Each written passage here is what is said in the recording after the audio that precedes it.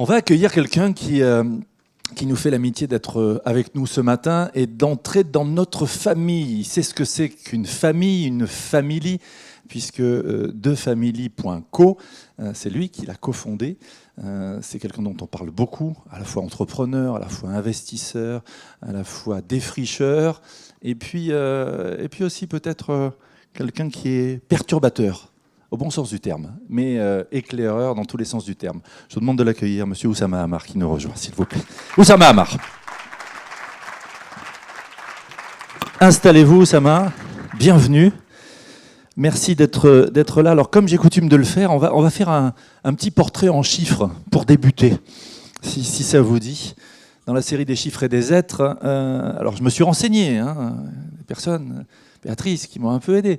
10 chiffres gastronomie, comme les 10 variétés différentes de sushi que vous pouvez déguster avec avidité.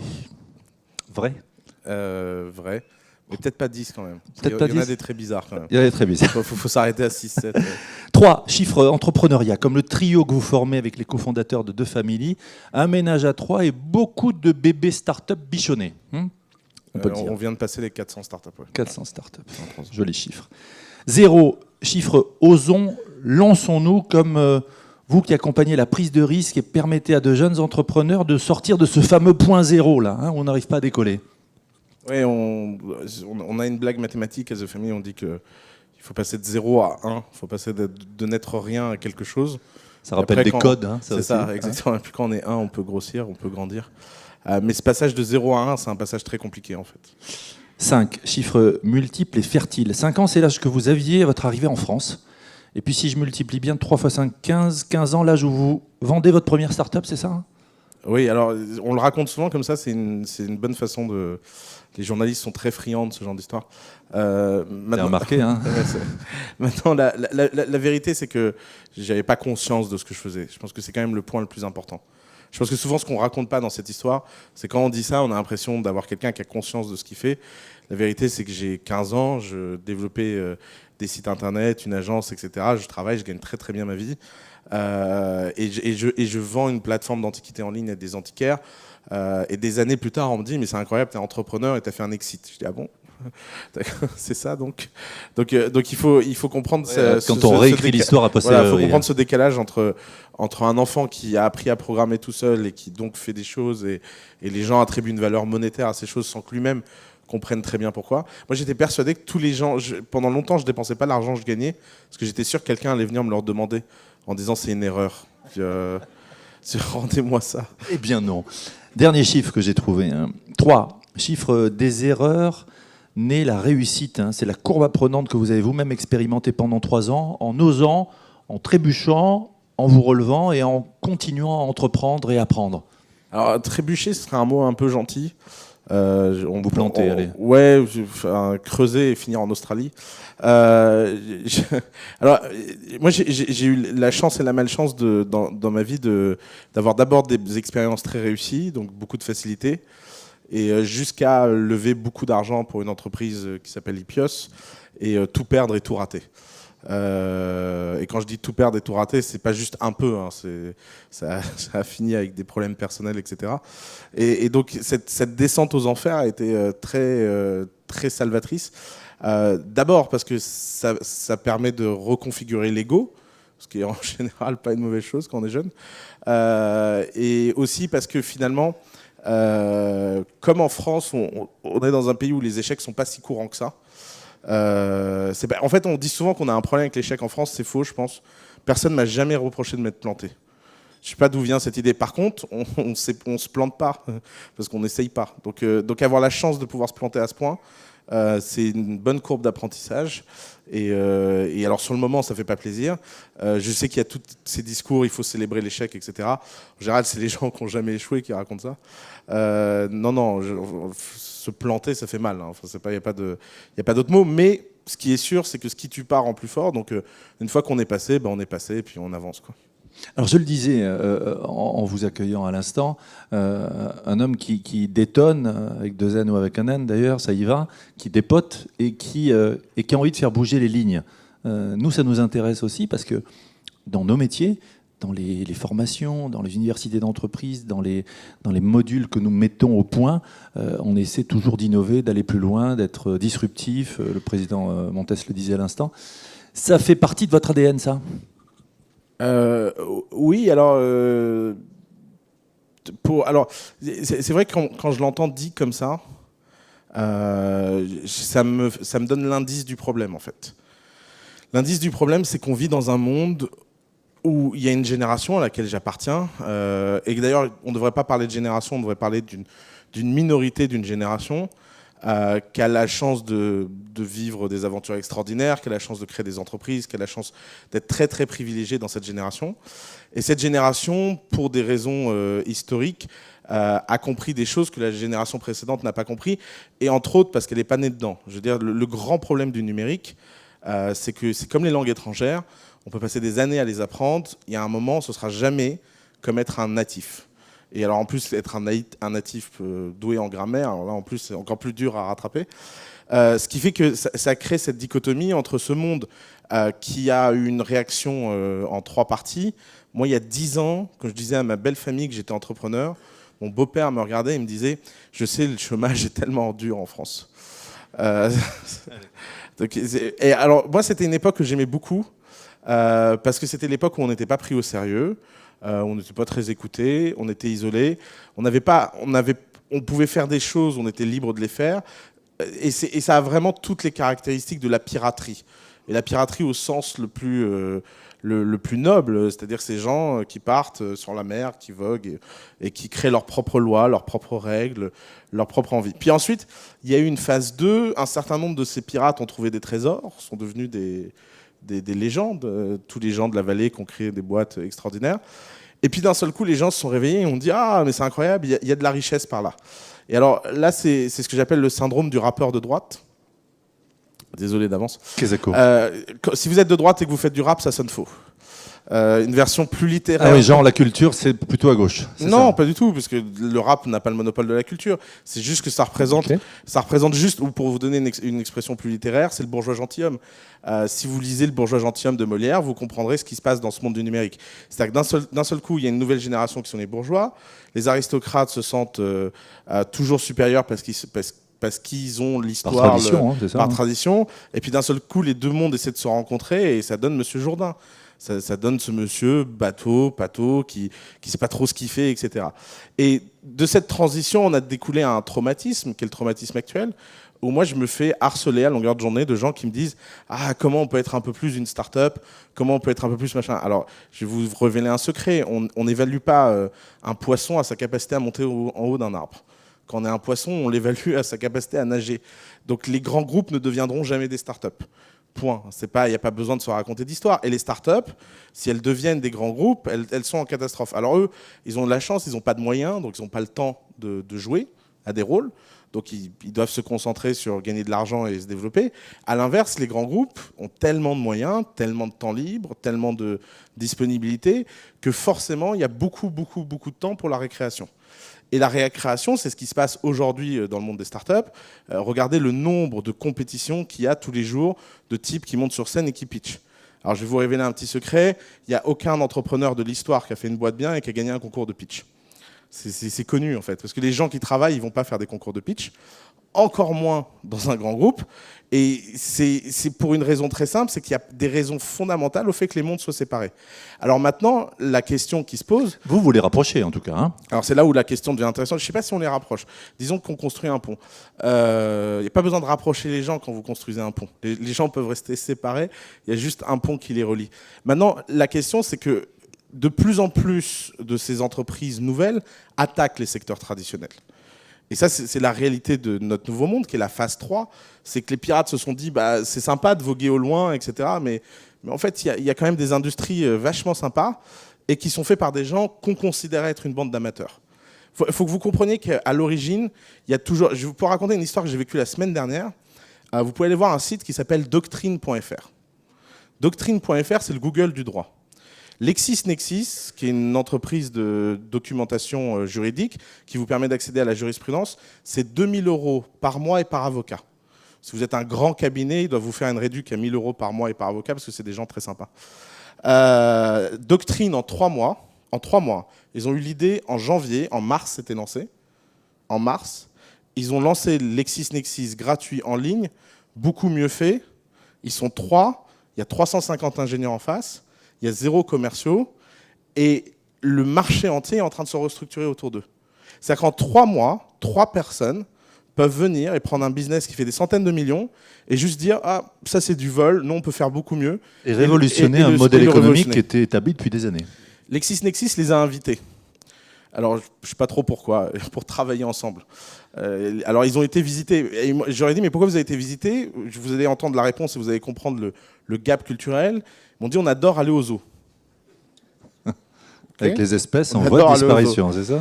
Exactement. Et donc, ils ont visité et ils ont vu une salle où ils ont vu 400 personnes en train de taper des trucs. Et ils ont dit au type, ah, vous savez, nous, on a remplacé ces 400 personnes par un algorithme.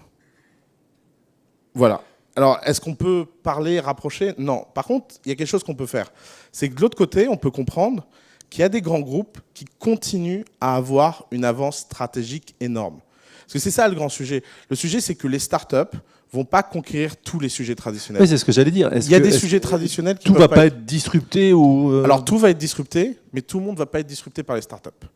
Et je pense que c'est ça le sujet de fond. Le sujet de fond, c'est que quand on est un LexisNexis et qu'on a bâti une rente sur un monopole indu, eh ben, il y a peu d'espoir que ça résiste. Parce que si on fait quelque chose que les utilisateurs ne valorisent pas, si on voit bien que c'est... Pourquoi les décisions de justice ne sont pas ouvertes? C'est une honte. C'est-à-dire que des gens rendent des décisions de justice avec nos impôts collectifs, des gens les tapent et les rendent propriétaires pour que des gens puissent défendre les gens après. C'était un déni de démocratie à la base. Donc que quelqu'un vienne et dise bah, « maintenant tout ça est gratuit », c'est une légitimité. À l'inverse, il existe des groupes qui ont bâti des vrais actifs, qui ont des vrais métiers, qui ont des vraies activités, et elles n'ont pas besoin de devenir des startups pour se disrupter. Alors attendez, parce que là vous me dites, j'ai bien noté, vous aussi sûrement, des monopoles indus. Alors, quelle différence on fait entre un monopole de fait, qui s'est établi avec les années, par tradition, puis aussi par expertise, parce que l'entreprise en question a un vrai savoir-faire, a des hommes et des femmes qui ont une expertise, et du coup, bah, y a un monopole parce que les autres ne savent pas le faire, et d'autres monopoles indus. Je pense qu'il y a le monopole qui est en alliance avec ses utilisateurs, et il y a le monopole qui n'est pas en alliance avec ses utilisateurs. Tous les monopoles qui sont contre leurs clients vont disparaître. Il n'y a pas d'autre mot. Je veux dire, pour une raison très simple, regardez-vous comment vous vous comportez. Les taxis sont contre leurs clients, du coup, si je schématise. Bah, citez-moi quelqu'un qui a vécu une bonne expérience avec taxi de façon récurrente, quoi. Mesdames, messieurs, voilà, j'ai bien aimé ce que vous avez dit, à chaque fois, ça Oussama, de façon récurrente. Hein. De façon récurrente. Ouais. Non, mais il y a un problème quand le service client n'est plus à la hauteur, que les prix ne sont pas alignés avec le service rendu, etc. Forcément, à un moment, il y a une révolte des utilisateurs. Et d'ailleurs, je peux vous raconter une anecdote. Nous, on a une entreprise qui s'appelle Hitch. Alors, Hitch ramène les jeunes de soirée entre 20h et 8h le matin. Et donc, évidemment, les taxis veulent l'interdire. Je ne sais pas trop pourquoi, parce que j'ai jamais vu un taxi prendre un jeune bourré après 20h. Donc, je me dis... moi, je serais taxi, je dirais qu'il faut autoriser Hitch pour tuer Uber. Mais bon, ils ne m'ont pas pris comme conseiller en strat, donc peu importe. Donc on a fait cette réunion interstellaire avec des représentants syndicaux de taxi. Et alors, c'est ces genres de réunions où vous vous demandez vraiment sur quelle planète on vit. Et donc à un moment, le fameux zoo. Hein, voilà, exactement. Et donc à un moment, je leur dis, pour détendre l'atmosphère, il y a une sorte de pause, je leur dis, on était en juillet, je leur dis alors, vous partez en vacances? Il me dit, oui, vous me prenez pour un plouc ou quoi? Je dis, ok. On se calme, non, c'était vraiment pour détendre l'atmosphère et avoir un moment humain entre nous, en fait. Et il me dit, oui, bah, on part en vacances, vous partez où? On part en Italie. Et alors, bon, évidemment, j'ai pas pu m'en empêcher. Je lui dis, alors, sur quelle agence de voyage vous avez acheté vos billets d'avion? Des agences de voyage, mais vous êtes fous, c'est trop cher, moi je vais sur Expedia. Voilà. Il est là le problème. Le problème, c'est que la disruption, quand elle nous concerne, on est toujours de mauvaise foi. Moi, je fais souvent la blague. Si un jour, il y a un type qui vient et qui me dit qu'il a lancé The Family en intelligence artificielle et qu'il n'a plus besoin de moi, vous pouvez me faire confiance, j'expliquerai que ce n'est pas la même chose, que la relation humaine n'est pas remplaçable, que vraiment, ça a peu de chances de marcher. Et puis quand j'aurais été ravagé, peut-être que je ferais autre chose. Mais forcément, quand ça nous concerne, on ne prend jamais bien. Personne ne peut prendre ce genre de phénomène bien. Par contre, il faut avoir cet œil vrai et voir qu'à la fin, c'est les gens qui votent avec leur temps et leur argent. Et les gens sont dans une démocratie, dans un populisme qui fait que les gens qui ne sont pas alliés avec leurs clients finissent toujours par mourir. Alors on va reparler des clients, Oussama. On en revient à la genèse de Family. C'est ça l'histoire en fait. L'idée, elle est partie comment? De ça, de rapprocher avec un pont, créer des liens, lancer des... Alors nous, notre métier, c'est de créer des grandes boîtes. Je pense qu'il faut ramener à un point de base qui est de savoir... Vous êtes investisseur. Hein. Quelle est notre mission? Notre mission, c'est de dire, il s'est passé quelque chose d'étrange en France. On a eu une histoire industrielle extraordinaire des années 60 aux années 90. On a créé... les 30 glorieuses décalées, ouais. On a créé des boîtes extraordinaires. On a eu des Bernard Arnault, des François Pinault, des Vincent Bolloré, des je sais pas quoi, des Bouygues, enfin, qui ont créé des groupes mondiaux qui se sont développés.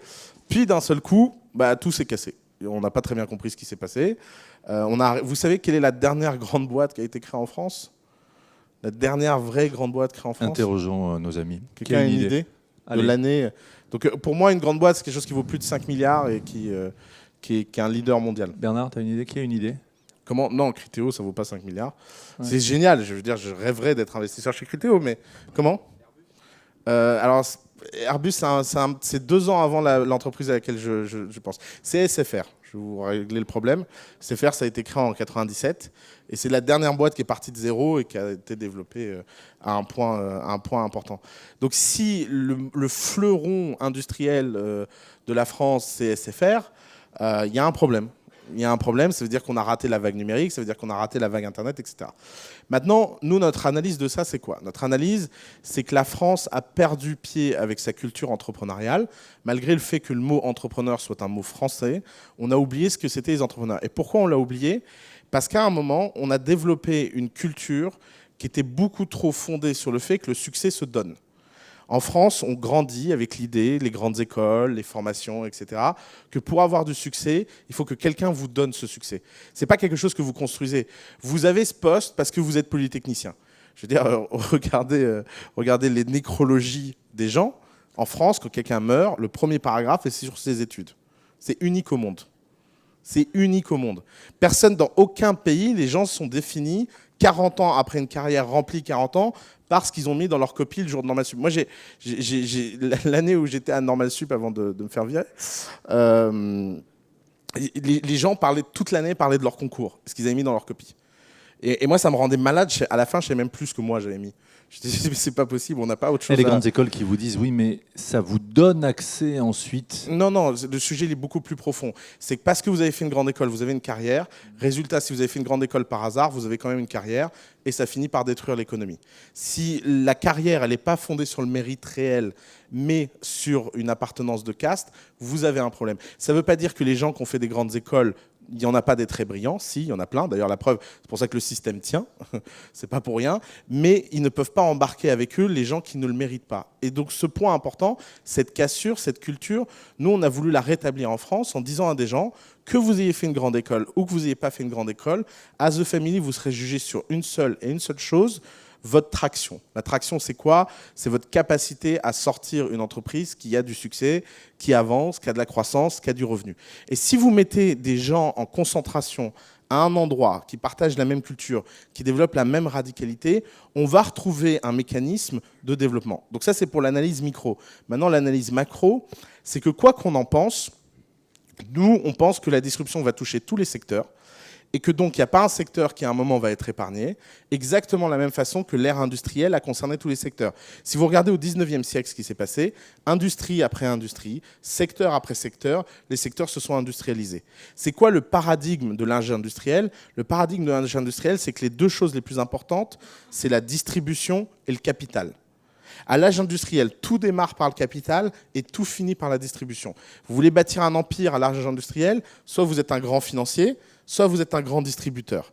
C'est les deux points pivots par lesquels toute industrialisation passe. Pourquoi? Parce que l'industrialisation, c'est le passage à l'échelle, donc vous avez besoin de capital pour construire des usines, parce que vous avez besoin d'une force de production avant de pouvoir produire en masse, et vous avez besoin de distribution, parce que c'est quoi l'ère industrielle? C'est qui dit produire en masse, dit distribuer en masse.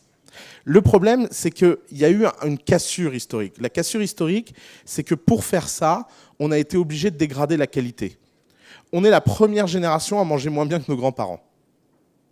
Si vous regardez l'alimentation dans l'histoire de l'humanité, la qualité alimentaire et la sécurité alimentaire on croît. La sécurité alimentaire au XXe siècle a continué de croître, mais la qualité alimentaire a baissé. Accident. Si vous regardez à peu près tous les secteurs, c'est le cas. Pourquoi ? Parce que qui dit passage en masse dit réduction de la qualité. L'âge entrepreneurial dans lequel on est entré, c'est l'âge du passage à l'échelle, des rendements croissants à l'échelle. C'est-à-dire qu'on dit qualité doit rimer avec quantité. Plus on augmente la quantité, plus on doit augmenter la qualité. C'est un Airbnb qui dit plus j'aurai de chambres de qualité. C'est un Google qui dit plus il y a de gens qui recherchent sur mon moteur, plus la qualité de mes requêtes est nouvelle. Et ça, ce phénomène-là, on va le vivre dans plein d'industries. Donc nous, si on regarde l'échelle macro des batailles, on dit les États-Unis, ils ont gagné quoi ? Ils ont gagné l'Internet pur, ils ont gagné un peu les médias, et encore, peut-être que la bataille n'est pas finie, la pub, la musique, l'entertainment en général, etc. Ça, c'est des batailles qui sont finies, les monopoles sont créés. Si vous voulez, si aujourd'hui quelqu'un veut ici venir tuer Google, il n'y a qu'en France qu'on crée un Google français pour tuer Google. Enfin, je peux vous raconter une anecdote. J'ai rencontré un conseiller au ministère qui m'a dit « J'ai appris que Twitter, c'était 140 caractères de limite. Pourquoi on ne lance pas un Twitter français à 280 caractères ?» Je lui ai dit « C'est une super idée, vous devriez le faire. » Vraiment. D'ailleurs, je connais un type, il peut vous programmer ça en une semaine. Donc vous voyez, ces batailles-là, elles ne sont pas... Par contre, si vous regardez l'état industriel du monde, il y a plein de batailles qui ne sont pas menées. L'agriculture. Il y aura un Google de l'agriculture, il n'est pas encore né. L'énergie. Il y aura un Google de l'énergie, il n'est pas encore né. Le transport, la voiture automatique, l'intelligence artificielle, etc. Et toutes ces batailles, si vous regardez ces batailles-là, elles ont un avantage, c'est que c'est des batailles industrielles qui nécessitent des actifs. Si vous voulez faire un Google de l'agriculture, vous ne pouvez pas le faire de zéro en partant dans votre cave et en développant un truc sans avoir d'actifs. Et c'est pour ça que The Family, notre thèse, c'est de dire, plutôt que d'essayer de créer des relations grandes entreprises, start-up, qui soient fondées sur la sous-traitance. C'est-à-dire l'idée que la start-up, elle fait des choses. De subordination. Et donc, il y a une forme de subordination. Nous, on veut développer des relations de surtraitance. On dit, vous avez des actifs, ces actifs sont sous-exploités, donnez-le à des entrepreneurs qui vont venir les exploiter et valoriser votre top line. Et là, ça change complètement de paradigme. C'est-à-dire que là où les entrepreneurs ont besoin pour leur conquête, pour leur projet, pour leur vision de choses qui n'existent pas ailleurs, d'un seul coup, l'Europe prend une clé stratégique. Et c'est ça la thèse d'investissement de The Family. C'est pour ça que The Family a été créé en France, c'est pour ça qu'on se développe à l'échelle européenne, c'est pour ça qu'on ouvre Londres lundi prochain, c'est pour ça qu'on ouvre Berlin en septembre, c'est pour ça qu'on a ouvert Barcelone il y a 1 an. C'est parce qu'on pense qu'à une échelle pan-européenne, il y a dans ces secteurs-là une clé incroyable pour aller bâtir des leaders mondiaux. Et on a les talents, on a les entrepreneurs, on a les ressources. Il suffit juste que quelqu'un mette un peu de catalyse et fasse que la patte prenne. Et c'est ça notre boulot. Et c'est ce que vous faites. Alors justement, qui trouve comme bénéfice et la start-up et le grand groupe ? Pour le grand groupe, c'est tout simplement une question d'évolution. Je pense qu'il y a 5 ans, ça aurait été dur à tenir comme discours, mais aujourd'hui, je pense que tout le monde est convaincu que l'innovation vient plus de l'intérieur, mais de l'extérieur. Donc, comme tout le monde est à peu près convaincu de ça maintenant, il y a quand même une nécessité, une sorte de diktat de l'innovation.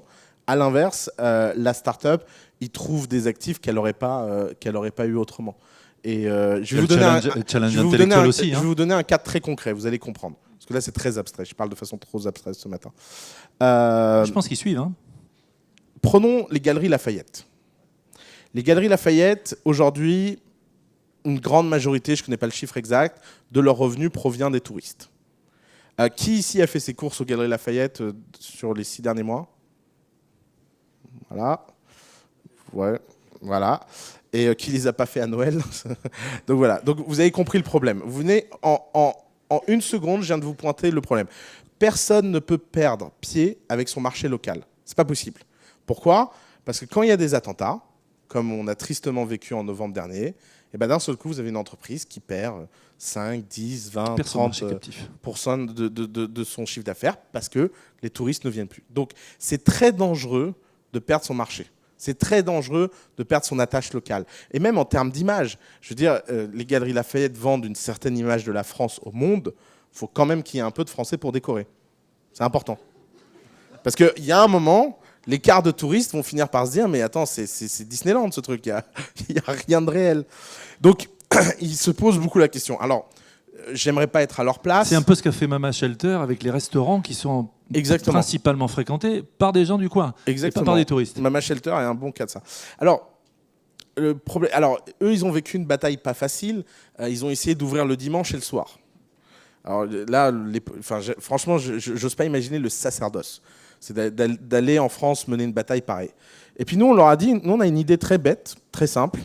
C'est qu'on va lancer l'expérience Galerie Lafayette à la maison. C'est-à-dire que qu'est-ce qui fait l'expérience Galerie Lafayette? L'expérience Galerie Lafayette, c'est l'expérience grand magasin. C'est-à-dire qu'à un endroit, vous avez toutes les références disponibles. Toutes. Et toutes ces références disponibles, vous pouvez les avoir de magasin en magasin très facilement. Donc imaginez que vous ayez ça à la maison. Imaginez que vous ayez une app, vous sélectionnez les 10 vêtements que vous voulez essayer, quelqu'un vous l'amène à la maison en une demi-heure dans une malle, vous essayez ce que vous voulez, tout ce que vous ne voulez pas, vous le remettez dans la malle, tout ce que vous voulez, vous le mettez dans votre armoire. Tout ce que vous avez mis dans votre armoire est débité de votre carte bleue, tout ce que vous avez mis dans la malle est renvoyé dans le stock. Et en plus, vous avez un conseiller qui vient avec vous? Non, surtout pas. Non, non. Les gens ne veulent plus voir de gens en magasin, ils veulent être tranquilles à la maison. Et quel marché on adresse? On adresse le marché des 20h, 2h du matin. Parce qu'il y a une vie entre 20h et 2h du matin que tous les gens actifs ont. C'est une fois qu'on a couché les enfants, c'est là où la deuxième journée commence. Et dans cette deuxième journée, aujourd'hui, on n'a aucun acte sympa. On peut pas aller aux Galeries Lafayette, on peut pas sortir, on peut pas machin. Donc amener les Galeries Lafayette à la maison, c'est un bon exemple. Si vous prenez cette initiative, ça demande du design, ça demande de l'intelligence artificielle, ça demande des ingénieurs, ça demande de la logistique du dernier kilomètre, ça demande des choses que les Galeries Lafayette n'ont pas en interne. S'ils essaient de faire ça en interne, ça va coûter 10 fois le prix. Ils vont passer par Accenture ou je sais pas qui, ça va finir avec un truc que personne ne sait comment ça fonctionne. Et à la fin... Personne d'Accenture? Désolé, il aime bien taquiner, c'est pour ça qu'il est là. Et résultat, vous vous retrouvez avec une boîte qui ne fonctionne pas alors que l'idée est bonne. Si vous confiez ça à un entrepreneur et que vous lui dites « Moi, je te donne mes stocks, je te donne ma top line, je te donne ma logistique, parce que qui va aller lever 150 millions d'euros pour créer un entrepôt? C'est impossible. Et toi, tu développes tout ce que tu sais faire, ton app, etc. Et on trouve un accord en joint venture à 50-50. D'un seul coup, ça devient un projet entrepreneurial. D'un seul coup, un actif stratégique unique devient adapté au monde du numérique. Intéressant, parce qu'on a une convergence d'intérêts du coup. Exactement. Et qui fait qu'on monte dans la mayonnaise prend. Exactement. Et c'est l'alignement du risque qui fait qu'on fait quelque chose ensemble. Je pense qu'il faut comprendre ça, c'est très important. Il faut que le groupe prenne un risque, il faut que ce soit un investissement, il faut que l'entrepreneur prenne un risque, parce que c'est sa vie, parce que c'est son projet. Et c'est cet alignement de risque qui fait qu'on peut conquérir un marché ensemble. D'autres exemples? Il y en a plein. Hein. Il y en a beaucoup. Alors, par exemple, un autre exemple sur lequel on réfléchit beaucoup, c'est celui des entreprises dont les qualifications ne sont plus pertinentes.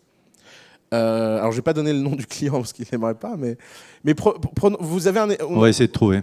Vous avez une boîte de 700 personnes qui ont un cerveau très bien fait, qui ont été embauchées pour une fonction très précise, et cette fonction est en train d'être remplacée par un logiciel. Qu'est-ce que vous faites? Alors, vous avez deux façons. La première façon, vous allez voir le ministre et vous lui dites que le logiciel est honteux. Ça, c'est la méthode préférée en France, d'appeler le ministre. Alors, le problème, c'est que les ministres, ils sont de plus en plus dépassés. D'abord, il y a de plus en plus de gens qui les appellent. Il y a de moins en moins de sous. Et puis, c'est compliqué, quoi. Donc, la deuxième méthode, c'est de se dire, OK, au lieu de nous dire qu'on a un métier, on peut se dire qu'on a des ressources. Et dans ce cas-là, on va réfléchir en se disant, OK, quelles sont, non pas les compétences de mes employés, mais quelles sont leurs aptitudes? Et là, on peut vivre des changements stratégiques.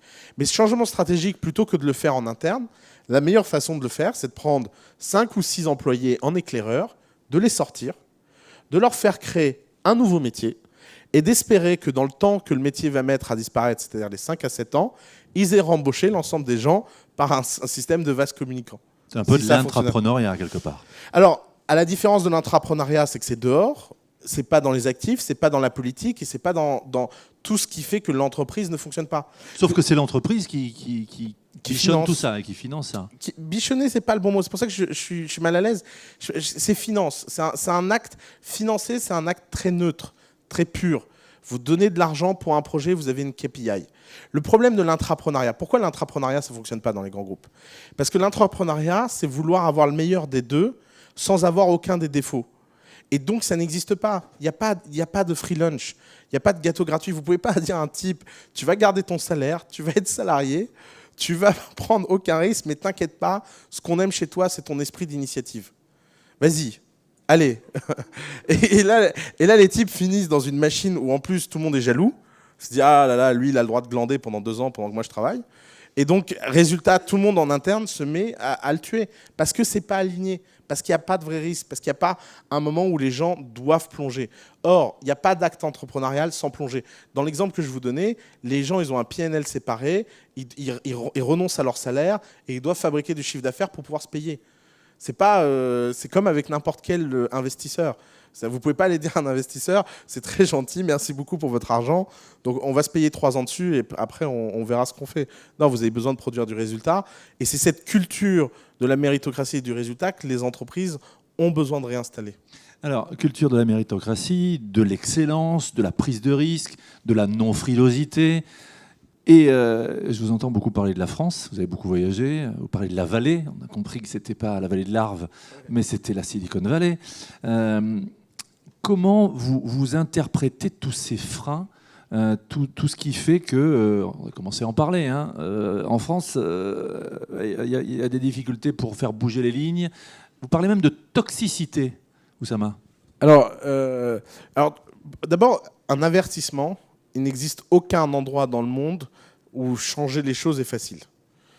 Je ne sais pas d'où vient ce truc. Déjà, ça rassure. C'est pas. Il y a cette espèce de, vous savez, d'autoflagellation nationale. Très français, ça. Non, aux États-Unis, c'est très très compliqué de changer les lignes. Allez travailler pour Procter & Gamble aux États-Unis ou je sais pas qui, et vous allez voir ce que c'est Corporate America. Corporate America, c'est processé, c'est politique, c'est affreux, etc. Donc il y a un accident historique qui est la Silicon Valley, et cet accident historique, il est fondé sur un. Et je parle vraiment d'accident historique parce qu'il s'est passé quelque chose d'unique, c'est que les hippies ont rencontré les militaires. Et les hippies se sont alliés aux militaires. C'est vraiment ça la vallée. L'histoire, l'origine de la Silicon Valley, c'est les militaires qui donnent des contrats à des hippies, des gens pour le free will et la free entreprise, en leur disant on n'arrive pas à développer les technologies dont on a besoin pour se défendre, faites-le là-bas de façon isolée en Californie et on va vous donner l'argent pour le faire. Et je vous parle d'IP parce que, par exemple, la proto-compagnie de la Silicon Valley s'appelle Fairchild Semiconductor. Fairchild Semiconductor, c'est la première société à avoir donné à part égale à 1000 salariés des actions. C'est une société qui a produit 1000 millionnaires dans les années 70. Et parmi certains de ces millionnaires, il y en a des très célèbres. Par exemple, Andy Grove, qui a fondé Intel, ou Hewlett Packard, qui a fondé HP, etc. Ces gens-là étaient des stagiaires dans cette boîte, qui a rendu même leurs stagiaires riches. Et alors c'est pour ça aussi que je parle de hippie, parce qu'à l'époque, l'idée de partager à part égale les actions entre les salariés, c'était vu comme un... C'était limite si la CIA faisait pas une enquête pour socialisme. Enfin, donc ça, c'est le premier avertissement. Donc, ok, c'est dur de changer les choses partout. Alors, nous, on dit que la France est un écosystème toxique pour l'entrepreneuriat. Souvent, les gens comprennent pas ce qu'on veut dire. Parce que la réaction que les gens ont, c'est de dire c'est n'importe quoi, regardez, il y a Criteo qui a marché. Alors oui, la définition même d'un environnement toxique, c'est pas que la vie disparaît. C'est juste que des choses qui auraient dû vivre ne vivent pas. C'est ça un environnement toxique. C'est-à-dire que le nombre de sociétés qui auraient dû vivre en France est bien supérieur à Criteo et Blablacar. Blablacar et Criteo, ils sont bactéries résistants. Vous pouvez mettre tous les antibiotiques que vous voulez sur eux. Ils sont tellement gros, tellement impressionnants, tellement incroyables, tellement en développement, avec des entrepreneurs tellement doués, que tout ça réuni finit par donner des succès. Maintenant, la question, c'est combien de pourcentage de sociétés doit survivre? Si on regarde la France, on a produit 3-4 billions de dollars compagnie en 20 ans. Les États-Unis, on en produit une tous les mois par trimestre. Alors, deuxième réaction de scepticisme face à ça, c'est de dire oui, mais c'est facile, c'est une bulle. De toute façon, ces boîtes ne valent rien. Alors, effectivement, il y a sans doute des boîtes, des fameuses unicornes, qui ne valent pas grand-chose.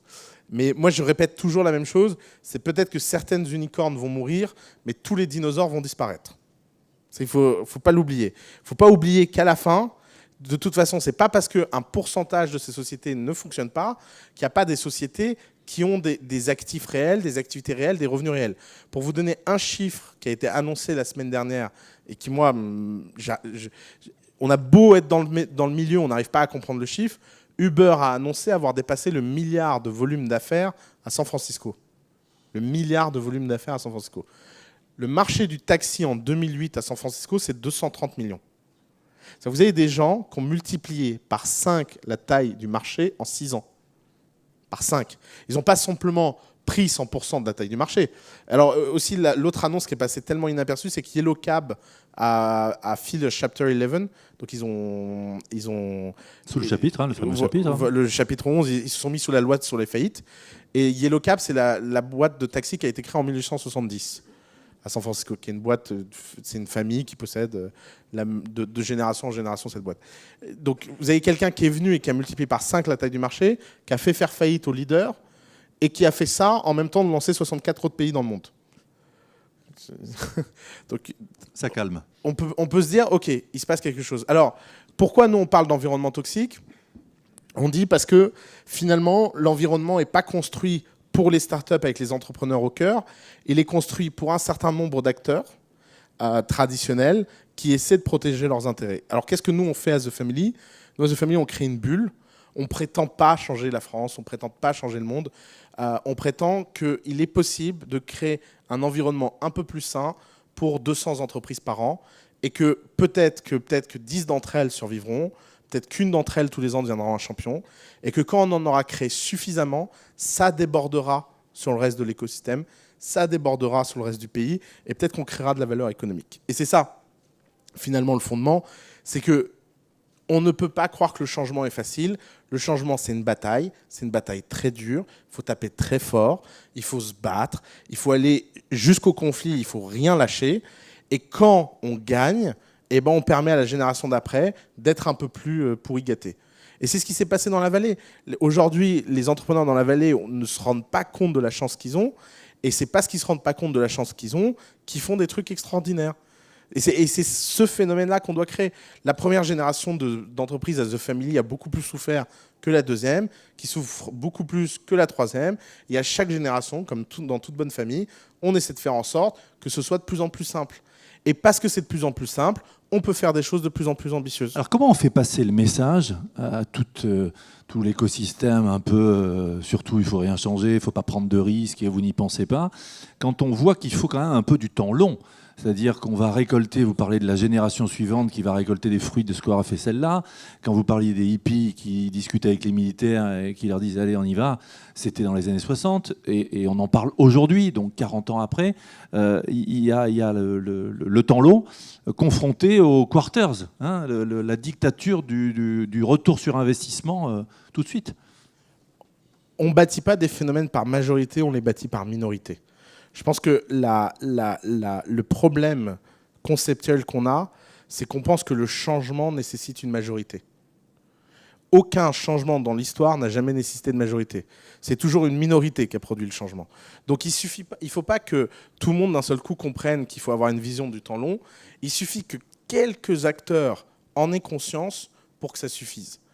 Et il est là le sujet. L'armée américaine n'aimait pas les hippies. Il suffit qu'il y ait un général qui soit un peu plus libéral que les autres, qui fasse une alliance avec des gens un peu moins hippies que les autres, et puis hop, ça produit un accident, et cet accident produit On a une phrase de Mark Twain qui est imprimée sur un de nos murs, c'est « Ne doutez jamais qu'un petit groupe de gens peut changer le monde, il y a bien que des groupes de petits gens qui ne l'ont jamais fait ». C'est tout. Donc il faut arrêter cette. Alors ça ne veut pas dire qu'il n'y a pas une vocation pédagogique, ça ne veut pas dire qu'il ne faut pas en permanence répéter le message, mais il ne faut pas prendre le fait que ce message ne soit pas unanimement adopté comme un signe d'échec. Le fait que le message ne soit pas unanimement adopté n'est pas un signe d'échec. C'est tout simplement une étape nécessaire. Et puis après tout, les gens en face, ils ont raison. Je veux dire, il y a un moment, il faut aussi arrêter ces conneries. Mais regardez, je vais vous raconter 2 anecdotes que j'adore. La première, pour vous montrer à quel point le monde a changé. En 2010, je me suis rendu compte pour la première fois qu'on vivait dans un monde nouveau. C'était une forme d'humiliation, parce que j'ai pris l'avion pour la première fois pour San Francisco, pour m'installer là-bas. Et dans l'avion, il y a un type qui avait une guitare. Et on était en train d'attendre les bagages, vous imaginez la scène. Et là, il y a une espèce de guitare cassée en 20 morceaux, accrochée avec du scotch, emballé. Et dessus, il y avait un bon de réduction à faire valoir de $20 sur le prochain vol avec Delta. Ou United, je ne me souviens plus. Et le type commence à essayer de trouver quelqu'un, à pleurer. Moi, je vois ça. Et comme à peu près tous les gens normaux, j'ai pris mon bagage et je me suis barré, quoi. Je me suis dit, tiens, le pauvre type. 3 jours plus tard, je reçois un email. Il y a un type qui me dit, regarde cette vidéo. Et là, j'ouvre la vidéo et je vois le type qui était dans l'avion avec moi, avec sa guitare, qui joue une vidéo, Where is my guitar? Et cette vidéo, il explique que c'est la guitare de son père, que United l'a maltraité, qu'ils n'ont pas de sentiments, que c'est une boîte de méchants, etc. Je crois que la vidéo fait 10 000 vues. 3 jours plus tard, je vois la vidéo sur Facebook avec 100 000 vues. 3 jours plus tard, j'allume la télé et je vois le PDG d'United en train de serrer la main au type à la télé en expliquant que plus jamais ça se reproduira. Et cette histoire, je me suis dit, alors moi, j'aimerais qu'on ait un moment d'empathie de 2 minutes pour le PDG d'United. Non, sérieusement, imaginez, vous êtes né dans les années 60, vous avez fait Harvard dans les années 80, vous êtes battu, vous avez monté les échelons, vous avez fait en sorte d'être l'élu pour aller gérer une guitare. Vous pensez que c'est vraiment l'histoire de pouvoir qu'on vous a racontée? Vous pensez que quand vous étiez summa cum laude à Harvard, on vous a dit un jour tu seras PDG, tu géreras des guitares? Non, c'était impensable. Et en fait, il est là le nouveau monde dans lequel on vit. Ça ne veut pas dire que tous les types qui se font casser leur guitare, attention, ne faut pas prendre l'histoire à l'envers. Ça ne veut pas dire que tous les types qui se font casser leur guitare finissent avec le PDG United. Ça veut juste dire que le risque de presse, le risque d'image est complètement imprévisible. Irréputation. Et oui, alors là, c'est même plus de l'irréputation, là, c'est de l'e-catastrophe. Enfin, c'est de l'e-cataclysme. C'est vous levez un matin, mais vous imaginez la première fois que quelqu'un essaie de le briefer? C'est à quoi? 100 000 vues, 200 000 vues? Attention, monsieur, il y a un phénomène. Mais comment voulez-vous qu'il juste il percute? C'est pas possible. Il n'y a rien dans son ADN, dans sa configuration, dans son monde qui est fait pour percuter avec ça. Et c'est sa réalité. Et la deuxième chose, c'est que ce monde dans lequel on vit, c'est aussi un monde dans lequel, d'un seul coup, les savoirs, les changements, etc., changent super rapidement. Je vais vous raconter une deuxième anecdote pour vous montrer, parce que comme c'est le sujet de la formation. En 2005, Pôle emploi a lancé un grand programme national pour former 200 000 chômeurs à Flash. En 2007, Steve Jobs a tué ce Flash. En un communiqué de presse. Un communiqué de presse. Il a dit, voilà, Flash, c'est pourri. C'est à peu près ça, son argumentation. Hein. Et d'un seul coup, vous avez... Combien ça coûte de former 200 000 personnes à une technologie? Et d'un seul coup, vous aviez des gens en plus à qui vous promettez la Lune parce qu'ils vont apprendre une techno, etc. et qui se retrouvent à nouveau à zéro. Ces gens-là ne peuvent pas bien le prendre. Et donc, vous avez un double phénomène aux deux bouts du spectre. C'est-à-dire que vous avez les élites qui se sentent dépassées et qui se disent mais quel monde de fous, en fait. Et de l'autre côté, vous avez tout en bas des gens qui aussi se sentent dépassés parce qu'ils ont l'impression que jamais ils peuvent être à la hauteur du monde dans lequel on est et qui ne peuvent pas suivre, etc. Et ça donne en fait un sentiment d'angoisse qui se répercute des deux côtés et qui résonne en fait. Alors on parle de formation, on parle de nouvelles formes d'apprentissage. J'ai noté tout à l'heure, Oussama, que vous disiez des entrepreneurs malins, des entrepreneurs doués, et vous avez une maxime, « Anyone can be an entrepreneur ». Ah oui, alors ça, je pense que c'est bizarrement notre maxime la plus polémique. C'est parti d'une blague. Alors, je vais juste vous raconter la blague. Dans le film Ratatouille, « Anyone can be a cook ».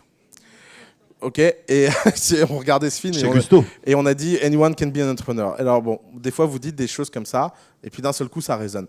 Alors, pourquoi les gens la prennent mal, cette maxime? Parce que d'abord, ils comprennent « everyone ». Anyone is not everyone. C'est pas parce qu'on dit que tout le monde peut être entrepreneur que tout le monde devient entrepreneur. Ça, il y a une petite subtilité qui est pas facile à comprendre. C'est tout simplement, qu'est-ce que ça veut dire « Anyone can be an entrepreneur » Ça veut dire que le prochain entrepreneur peut venir de n'importe où. Il peut. D'ailleurs, quand vous regardez l'origine sociale quand vous regardez les patterns qui font que quelqu'un devienne entrepreneur, l'histoire, c'est qu'il n'y a pas d'histoire. Vous pouvez avoir Evan Spiegel qui a fondé Snapchat, qui est né avec une cuillère en argent dans la bouche et qui est sans doute l'un des entrepreneurs les plus doués de sa génération. En face de ça, vous pouvez avoir un Sergey Brin qui est l'enfant d'universitaires russes qui ont fui le communisme et qui sont venus aux États-Unis avec une sorte de philosophie libertarienne exacerbée parce que le communisme et la peur du régime. Et à côté de ça, vous avez des gens qui ont démarré de nulle part et qui ont monté tous les échelons et qui sont des self-made man absolus. Donc, nous, on est convaincus de ça. On est convaincus que tout le monde peut devenir entrepreneur.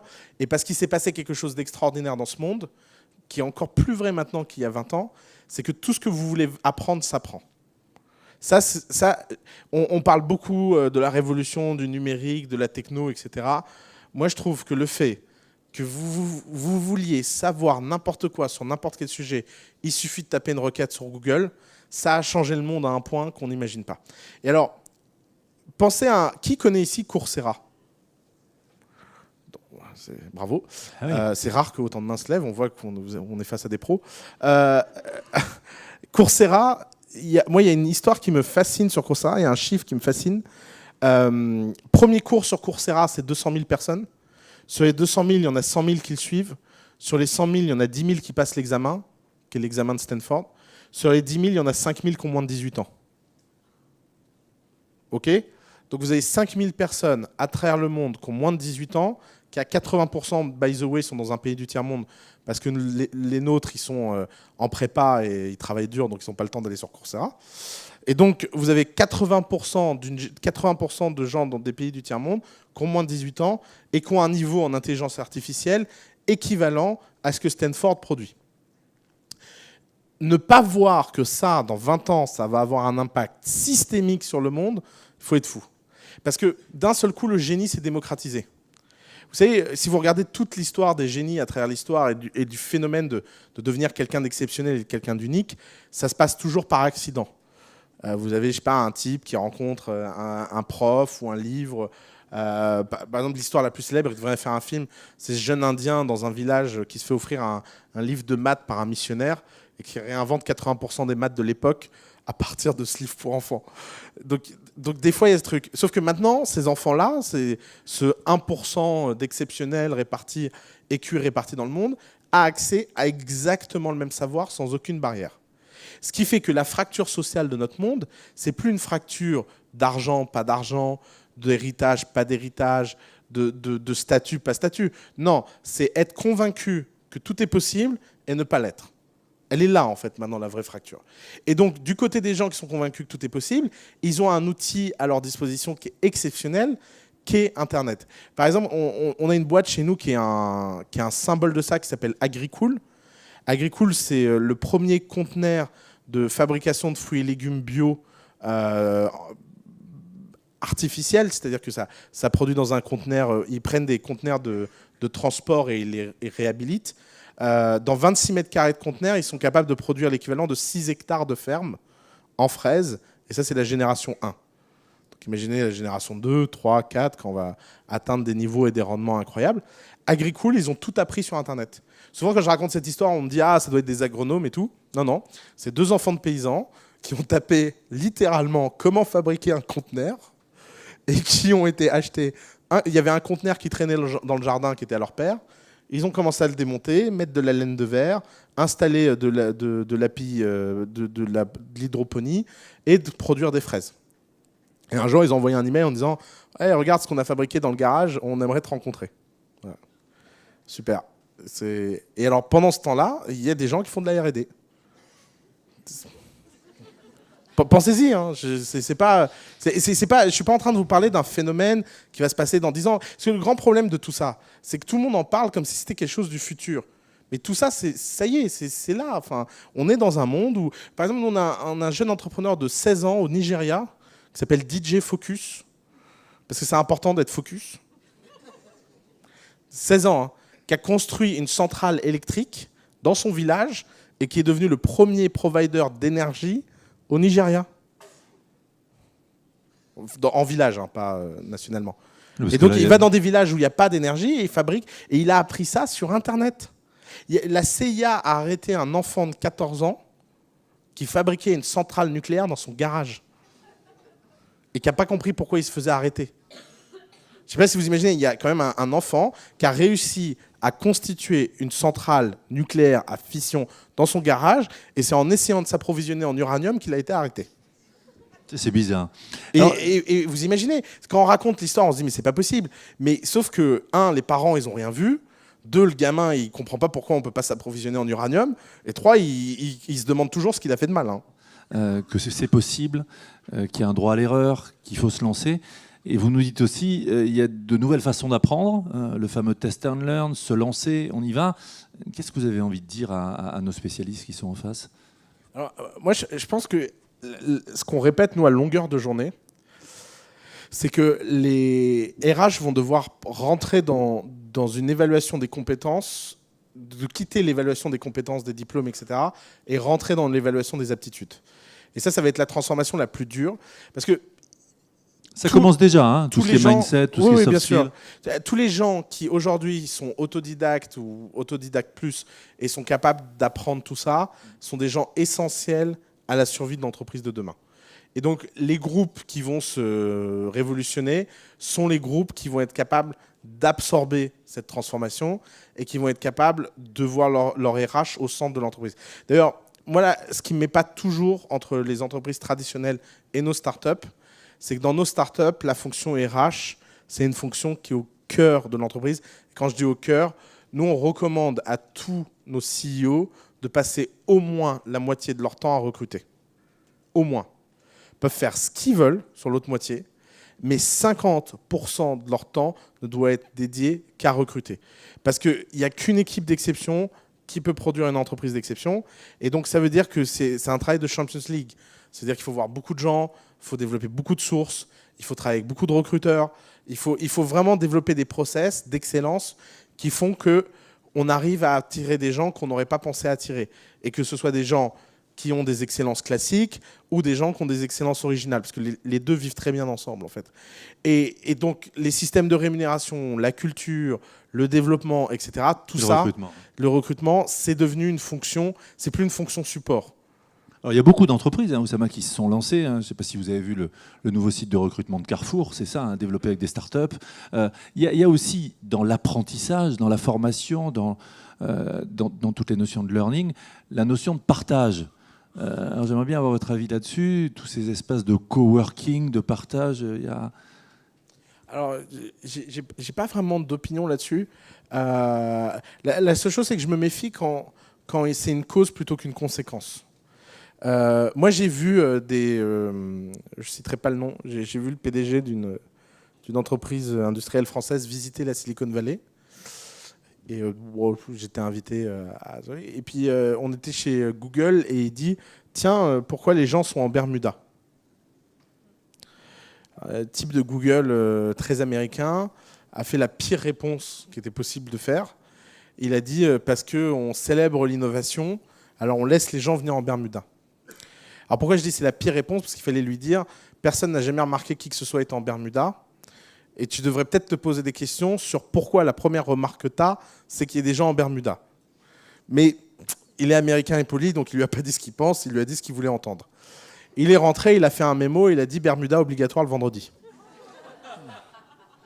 Véridique. Véridique. Alors ça s'appelle confondre les causes et les conséquences. Alors Dieu merci, les types étaient en Bermuda et se shootaient pas. Sinon c'était shoot pour tout le monde.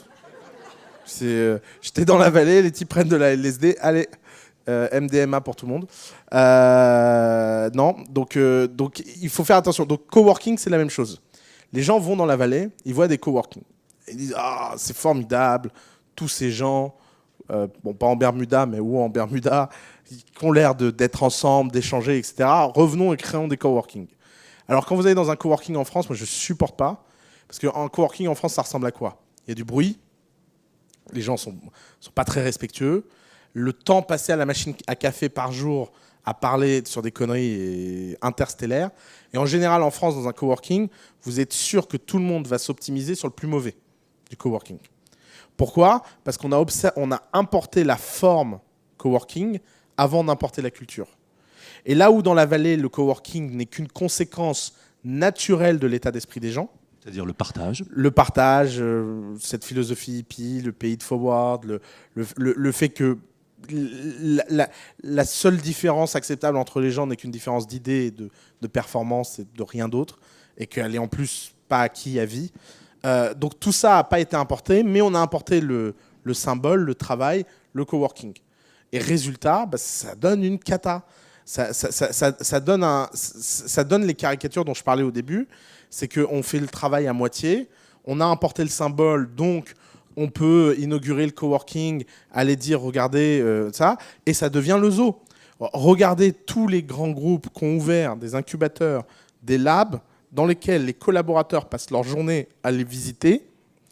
Et moi, des fois, je me dis, il faut mettre un truc de cacahuète à l'entrée, puis vous lancez, puis vous assumez. Comme ça, au moins, c'est clair pour tout le monde. Ça ne devrait pas être une visite. Soit le coworking est une méthode de travail, et bon, c'est comme ça, soit il ne l'est pas. Mais ce n'est pas un lieu qui change la culture. C'est la culture qui crée les lieux. Autre point, on parle beaucoup, puisqu'on est dans des générations successives, différentes, vous le disiez, et qui doivent se parler. On a du mal en entreprise. On parle beaucoup de mentorat, de mentor. Votre avis là-dessus ? Alors, nous, on a beaucoup de gens qui veulent mentorer nos startups. Souvent, on se demande pourquoi. On est toujours étonné que les gens aient du temps libre. Hein. Donc, le mentorat, c'est formidable quand il y a quelqu'un qui a une expérience pertinente qui peut la transmettre. Donc, ça veut dire que les entrepreneurs ne devraient être mentorés que par des anciens entrepreneurs et que vous pouvez appliquer ça à n'importe quelle fonction. Le mentorat de type j'ai eu une carrière extraordinaire dans un grand groupe et je vais aller mentorer un entrepreneur parce qu'il est jeune, celui-là, il est cassé en fait. Celui-là, il ne fonctionne pas. Faudrait peut-être à la rigueur penser à l'inverse, peut-être penser à se faire mentorer par des jeunes entrepreneurs. Ça, ce serait peut-être un modèle. Et encore, moi, j'aurais du mal avec ça parce que je me dirais quand même, ils vont perdre leur temps. C'est pas très important. Donc le mentorat, ça fonctionne quand il est personnalisé, quand il est individuel, quand il est pertinent. Sinon, encore une fois, c'est juste un symbole, c'est juste une façon de dire, regardez, on a fait quelque chose, on a mentoré. Oussama, vous parlez du temps. Je voudrais qu'on revienne sur le temps parce que vous avez coutume de dire qu'en Europe, on a une forte capacité à perdre son temps et à le gaspiller. Oui, alors attention parce que je suis souvent ironique quand je dis ça. Je dis la vision des ironique ? Non. La vision des Américains qui moi me fait toujours beaucoup rire, c'est de dire ah là là, en France vous n'êtes pas productif, vous mettez 2 heures à manger le midi, vous avez un mois de vacances en août, vous êtes des feignants. Alors moi ça me fait toujours rire parce que je vous mets au défi de trouver un Américain après 17 heures au bureau. Hein, et je vous mets au défi de trouver un mec dans la vallée qui soit là le vendredi et qui ne s'est pas barré à Tao ou à la plage ou je ne sais pas quoi pour aller faire du surf, etc. C'est juste que le rapport au temps est différent. Le rapport au temps aux US est un rapport de l'hyper-optimisation. C'est-à-dire que quelqu'un va venir au bureau, il va arriver à 9h, il va travailler jusqu'à 17h, il va parler à personne, il va être très productif, il va être très focus. Nous, on va arriver à 9h, on va partir à 20h, puis on va rajouter 3 pauses en milieu, un déjeuner, etc. Je ne suis pas sûr qu'il y ait un modèle qui gagne sur l'autre. On est d'accord, parce que Thierry Marx a coutume de dire, le cuisinier, moi je suis pour les temps morts de l'entreprise. Ouais. À la machine à café, on discute, on échange, on désamorce un conflit. Disons que je pense qu'il faut tout pour faire un monde, que je pense que les deux peuvent produire le même résultat. Qu'à la fin, en fait, c'est une histoire d'ambiance, c'est une histoire de culture, c'est une histoire de ça. Par contre, on a un problème, c'est que cette gestion dilettante du temps, elle se répercute dans la gestion de l'extérieur. Et notamment, moi, je le vois sur un point tout bête, c'est combien de gens me contactent par jour pour prendre un café. Moi, jamais dans ma vie, j'aurais eu l'idée d'envoyer un email à un type que je ne connais pas en lui disant « Viens, on prend un café ». D'autant que vous aimez le thé. Mais pourquoi ? D'autant que j'aime le thé. Mais pourquoi vous voulez prendre un café ? Pour parler, échanger. Non, en fait, non. D'abord, si je fais ça avec tout le monde, je ne vais plus travailler. Et puis le taux de caféine va être un peu élevé. Et il y a un problème de focus. Donc, autant cette gestion du temps long en interne, elle pose moins de problèmes qu'on le pense. D'ailleurs, j'ai une grande théorie, c'est que la France est en avance sur le reste du monde avec les 35 heures, mais elle ne le sait pas encore. Vous verrez que quand les robots ont remplacé 80% de nos boulots, on se dira que finalement travailler 20 heures par semaine, c'est peut-être pas une mauvaise solution, et que la France, on était juste un peu trop avant-gardiste. Le timing, Oussama, en termes de formation, en termes de learning, je vois Madame Hourgade qui est face à moi, et on voit avec ce que fait Pôle emploi, ce que fait BPCE, ce que fait La Poste, on est dans des formats plus courts. On parlait tout à l'heure de YouTube, adaptés, et puis Segos aussi qui développe des formats adaptés à une nouvelle consommation, à de nouvelles attentes du client consommateur de formation. Oui, alors, je vais passer pour le rabat-joie. Encore une fois, moi, je ne suis pas convaincu de ça. Aujourd'hui, on est dans une fragmentation de la consommation de l'information. Et vous verrez que la génération qui va suivre va sortir de ça. Comme il y a une génération où tout le monde fumait, puis d'un seul coup, il y a une génération entière d'enfants qui est contre le tabac et qui développe une sorte d'anticorps naturel parce qu'ils savent dès l'enfance que c'est pas bon. Je pense que cette consommation parcellaire, Twitter-like, etc., elle n'est pas bonne pour l'apprentissage. L'apprentissage, c'est les temps longs, c'est les textes longs, c'est l'intimité avec les savoirs. Et toutes ces blagues-là de vidéos courtes de 5 minutes où on se prend toutes les infos comme ça. D'ailleurs, nous, à The Family, toutes les vidéos qu'on fait sur YouTube, il n'y en a pas une qui dure moins d'1 heure. Donc, on nous a toujours dit « Ah là là, les gens ». Et en fait, les gens reconnaissent que le fait d'expliquer pendant longtemps, ça rentre mieux. Et c'est connu, hein, je veux dire, c'est la pédagogie romaine, 3e siècle avant Jésus-Christ. La pédagogie, c'est la répétition. La pédagogie, c'est la répétition. Donc c'est pour ça que ces histoires... En fait, moi, je me méfie toujours quand quelque chose est à la mode. Et il faut savoir que les modes passent, mais que les tendances restent. La tendance, c'est que tout est on peut tout apprendre. Mais par contre, le fait que tout se transforme en format court, interactif, ludique, etc., ça disparaît. C'est un peu comme ces conneries de tableaux interactifs dans les écoles. Vous savez, on a acheté des trucs pour que les profs, quand ils parlent de la guerre romaine, il y a des petits romains sur le tableau qui cassent d'autres mains. Ben, ça, en général, c'est marrant avec la première génération de gamins. Puis vous pouvez être sûr que dès la deuxième génération de gamins, ils sont blasés. Alors, parce que c'est fatigant en fait. Vous pas... Alors on est sur quand même des modèles hybrides, hein, où il y a de l'humain, où il y a du présentiel. C'est ça la clé ? Je pense, mais le présentiel ne va pas disparaître. On va pas. Après, je ne sais pas à quoi va ressembler la réalité virtuelle, mais peut-être que la virtualité un jour sera mieux que la présentielle. Mais en attendant, aujourd'hui, on n'est même pas fichu de faire Skype qui marche. Je veux dire, attendez, vous avez essayé d'avoir une conversation avec quelqu'un sur Skype, c'est horrible. C'est horrible.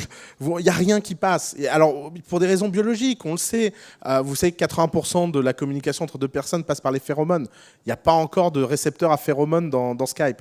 Donc forcément, après, les gens, ça ne veut pas dire que Skype ne rend pas service dans des cas où on n'a pas le choix. Mais ça ne remplace pas. Mais ça ne remplace pas. Et c'est la même chose avec la formation. Évidemment que la vidéo en ligne, ça rend service quand on n'a pas le choix. Quand on est au fin fond du Bangladesh et qu'on peut avoir accès à un cours de Harvard, c'est incroyable. Il n'empêche, être à Harvard, pouvoir parler avec le type et aller boire une bière avec lui, ça reste mieux. Donc le mieux est l'ennemi du bien. Ça ne veut pas dire qu'il ne faut pas élargir ses champs, ça veut pas dire qu'il ne faut pas ouvrir les connaissances, etc. Mais il faut faire très attention à qu'est-ce qui va changer, qu'est-ce qui va rester. Parce qu'il y a beaucoup de choses où les gens sont persuadés que ça va disparaître, alors qu'il n'y a aucun indice qui montre que ça va disparaître. Le cas des écoles et des universités, c'est quand même la grande blague du monde du numérique. Il y a quand même une mode en ce moment en expliquant aux gens que ça ne sert à rien d'aller à l'école. Ok. Alors vous avez même des gens comme Peter Thiel qui offrent de l'argent. Alors au passage, Peter Thiel qui a fait Stanford, Harvard, etc. et qui vient expliquer que pour 100 000 $, vous pouvez quitter l'école. Alors j'ai rencontré les gens de son Thiel Fellowship.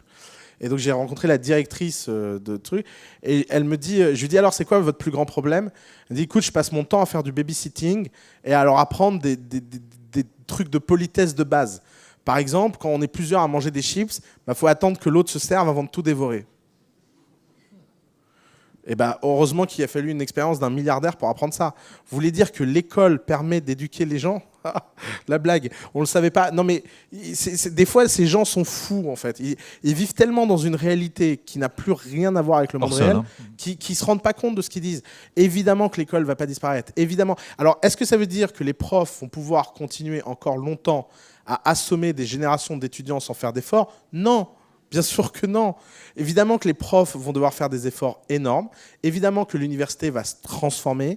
Évidemment que quand votre alternative, c'est d'avoir le meilleur cours d'Harvard, de Stanford ou je sais pas quoi, et qu'en face de vous, vous avez un type qui n'en a rien à faire et qui se sent trop intelligent pour être prof, évidemment que ce type va très très mal vivre ses 10 ans de carrière. Alors qu'est-ce que vous proposez, vous, Oussama, et sur le site, avec des clés pour réussir, avec le projet que vous avez développé, et j'aimerais qu'on termine par là avec la notion de care, prendre soin de l'autre, dans l'empathie, dans la bienveillance. Alors ça, je pense que c'est quelque chose de nouveau. Alors nous, on est persuadé que le monde dans lequel on rentre est tellement un monde de l'excellence. C'est le mélange entre excellence et populisme. C'est-à-dire que personne ne peut accepter une défaillance de qualité, et la moindre défaillance de qualité devient une affaire d'État. Vous avez, par exemple, nous, je peux vous raconter l'histoire parce que vous verrez qu'on vit. On a un de nos entrepreneurs qui est membre de The Family, qui était dans notre boîte spam, et donc ça fait 3 mois qu'il écrit à tout le monde, personne ne lui répond. Bon. Et il a fini par poster un Twitter en disant que The Family prenait pas soin de ses entrepreneurs. C'était la grande crise d'hier, ça. Et il a raconté toute son histoire, il a publié les emails, machin, et tout ça. Bon. Alors moi j'étais là, mais c'est qui ce type? Je connais même pas. Et donc au bout de 2 heures d'enquête, on a découvert que le type était dans notre filtre spam. Bon, bah il est dans le filtre spam. Il n'empêche, ça y est, le mal il est fait. D'abord, ne surtout pas raconter en public qu'il est dans le filtre spam. Le public n'a pas besoin d'excuses. Le public, il attend juste une chose, c'est des mea culpa. C'est comme ça. Je ne suis pas en train de dire que c'est agréable. Hier, j'ai expliqué à notre jeune stagiaire qui voulait lui répondre en lui disant qu'on était dans le filtre spam. Je lui ai dit non, t'as pas compris, ça c'est notre problème, pas le sien. Son problème à lui, c'est qu'il vit une frustration et que ça fait 3 mois que personne ne lui répond. Donc tu lui organises un dîner avec nous, donc tu fais les choses bien. Et tu oublies l'historique, c'est même pas la peine. Et peut-être que s'il va mieux et qu'il nous en veut pas, on pourra lui dire au fait, tu sais que tu étais dans notre filtre spam, reconfigure ta boîte email. Mais vous pouvez pas commencer avec ça. Et ça, c'est nouveau. C'est que cette mélange entre excellence et populisme fait que, qu'on le veuille ou non, en face, il faut donner le plus grand niveau de care possible. Et c'est dur, parce que c'est impossible à l'échelle. Il y a forcément des gens qui ont des problèmes, etc. Mais ça suppose de reprogrammer son cerveau. Alors, je vais vous donner un exemple que tout le monde comprendra. J'espère que je vexe personne dans la salle. Mais la SNCF a un problème avec ça. La SNCF annonce tous les ans que 97 ou 98, peu importe, % des trains arrivent à l'heure. Et donc, ça développe une désalliance avec leurs utilisateurs. Pourquoi? D'abord, parce que c'est un mensonge intellectuel. Quand vous dites à quelqu'un que 97 ou 98% des trains sont à l'heure, vous lui dites implicitement que des millions de trains sont en retard. Parce que 2% des trains à la SNCF, ça fait des millions de trains. Donc, étant donné que c'est les gens sentent bien qu'il y a un problème, les gens sentent bien qu'ils sont pris pour des cons quand on leur dit que 97%.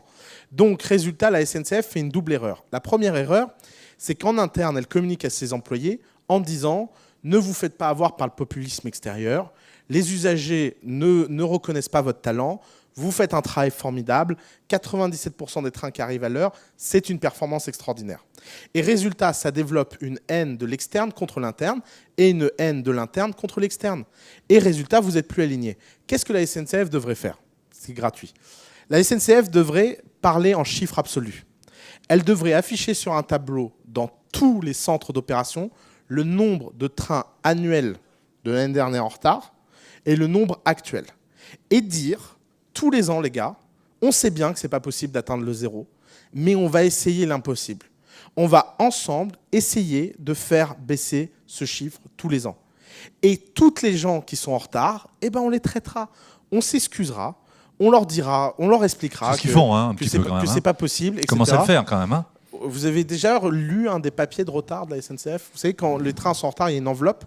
Et au dos de cette enveloppe, ils vous expliquent toutes les raisons pour lesquelles ils ne vont pas vous rembourser. Non, il y a une différence entre faire de la com et il y a une différence entre le vivre. Alors, on peut faire un parallèle avec les compagnies aériennes. Il y a un rapport avec SNCF en France qui est un rapport... Justement. Voilà, oui, votre argument, il n'est pas bon. Votre argument, c'est justement de croire que le problème, c'est les gens. Non, c'est pas ça. Vous dites qu'il y a un rapport émotionnel. Par exemple, vous avez un avion qui a 1 heure de retard. Oui. 1 heure de retard au décollage. Vous allez voir que personne n'aura une réaction aussi virulente que vis-à-vis de SNCF. Ah si, maintenant si, allez sur Twitter, vous verrez. Et vous avez vu ce qui se passe pour les compagnies aériennes, c'est-à-dire que EasyJet, ils sont très malins, c'est qu'ils vous disent 93% des vols sont arrivés à l'heure, pas décollés à l'heure. Ils augmentent le temps de vol par rapport au temps réel de vol pour se prendre une marge de 20 à 25 minutes et ils sont sûrs que l'avion va arriver à l'heure, même s'il est parti en retard. Non, ce que je veux dire, c'est que je défends pas SNCF. Non, mais ce que je veux dire, c'est que la façon dont vous le prenez, et pour moi, elle est symptomatique. Elle est de penser que les gens peuvent avoir tort. J'ai pas dit ça. Si, j'ai dit qu'il y a une relation particulière avec donc, le train en France. Vous dites qu'il y a une relation émotionnelle avec la SNCF. Ce que je vous dis, c'est que cette relation émotionnelle, la SNCF ne peut pas faire autrement que la prendre comme acquis et la gérer. Et soit vous comprenez qu'il faut tendre vers l'excellence et vous allez détendre ce rapport, parce que ce rapport, il ne sort pas de nulle part, il sort d'années et d'années et d'années de désalignement entre les clients et la direction et les employés. On est maintenant dans la bienveillance client. Et c'est ça. Et c'est pour ça que le CARE, c'est plus une blague. Aujourd'hui, le CARE doit être amené à un niveau d'excellence qui est impossible. Ça ne veut pas dire que 100% des gens seront contents, ça veut juste dire qu'on va tendre vers 100% des gens. Et du moment qu'on est dans cette croissance-là, les choses vont un peu mieux. Alors CARE, prêtez attention, c'est ce que vous faites aussi auprès de ceux qui viennent apprendre grâce à The Family. Ah oui, alors nous, par exemple, on a une règle, on essaie de répondre à tous nos emails, on n'y arrive pas. Mais par exemple, nous, on a ce critère en interne, on a un tableau qui montre le temps de réponse aux emails et le pourcentage de gens à qui on a répondu. Et on se permet pour l'instant juste de ne pas répondre aux fous. Ou vraiment, des fois, on se dit, si on commence à répondre, on va mal finir. Parce que des fois, on reçoit des choses qui sont très, très bizarres. Mais même ces gens-là, en fait, c'est une mauvaise attitude. C'est juste qu'on n'a pas encore assez de ressources. Donc on a fait cet arbitrage, mais un jour, il faudra aussi leur répondre. Parce qu'on n'a pas le choix, parce que c'est ça l'image de marché, parce que c'est ça qui fait qu'une entreprise avance ou n'avance pas, en fait. Et c'est pas agréable, c'est dur, c'est musculaire, mais c'est ce qui fait qu'on a un peu plus de chances d'avancer et de survivre. Alors, ils sont pas fous, hein, mais vous allez leur répondre. Vous avez sûrement des questions, des réactions par rapport à ce que Oussama vient de nous dire depuis le début de notre entretien. Qui a envie de poser une question, de réagir au sujet? Profitez-en. Qui a envie de poser une première question? Allez, on va vous tendre le micro. Je demande à une de nos hôtesses qui a un micro dans les mains de venir vers vous. Alors à défaut, et c'est un plaisir, Gabriel va vous passer le micro par derrière, regardez. Hop, ou sur le côté. Voilà, c'est monsieur là-bas. Allez, passage de relais de micro. C'est vrai. Est-ce que vous m'entendez? Très bien. Bonjour Oussama, c'est Didier. J'ai une question à vous. Qu'est-ce que vous faites, Didier? Je suis responsable de la formation au sein d'un groupe de sécurité privée, Securitas. Voilà. J'ai assisté il n'y a pas très longtemps à une présentation réalisée par le patron de Blablacar. J'ai une question à vous poser. Est-ce que vous connaissez le temps que passe chaque recruteur avec les recruter chez Blablacar? Aucune idée, non. 0 seconde. Voilà. Alors, j'ai entendu, je suis pour le monde moderne, naturellement, j'utilise Internet, je développe la digitalisation dans mon entreprise. Vous avez parlé de ponts, moi je parlerais peut-être de câbles téléphoniques, voire d'ondes, parce que j'ai l'impression que les ponts sont de moins en moins physiques, finalement, entre les personnes. Et la question que j'ai envie de vous poser, c'est comment aborder, je vais essayer de poser une question ouverte, comment aborder la dimension sociale et humaine avec l'ère de la digitalisation? C'est une question très intéressante. Il faudrait d'abord se poser la question de savoir pourquoi on a rendu responsables les institutions économiques de la relation sociale et humaine. Ça, c'est une première question. Moi, je trouve qu'on a des structures dans le monde, on a les amis, on a la famille, on a l'entourage, on a des structures très fortes et on a voulu les remplacer par des structures abstraites qui n'existent pas, qui sont l'entreprise et l'État. Donc ça, moi je pense qu'il y a eu un premier problème et le numérique ne fait qu'appuyer là où ça fait mal. La mission d'une entreprise, ce n'est pas la mission de la société. La mission d'une entreprise, c'est de gagner de l'argent. Ok, à Blablacar, les recruteurs passent 0% de leur 0 secondes avec leurs recrutés. Je ne sais pas trop comment ils font d'ailleurs, mais peut-être que c'est parce qu'ils recrutent que par référence. Je sais qu'il y a des entreprises qui font ça. Peut-être que c'est parce qu'ils recrutent automatiquement en ligne. Et à la fin, les gens, quand ils sont chez Blablacar, s'ils sont contents ou pas contents, on a l'avantage de parler de gens très compétents. S'ils n'étaient pas contents chez Blablacar, ils iraient travailler ailleurs. Donc, la tendance de fond que la société pose et interroge, c'est qu'est-ce qu'on va faire quand 80% des boulots vont être remplacés? Ça, c'est une vraie tendance de fond. J'ai pas de réponse magique. Mais maintenant, moi, ce que je dis, c'est que le tsunami, il arrive et qu'aucun tsunami au monde, on parle avec.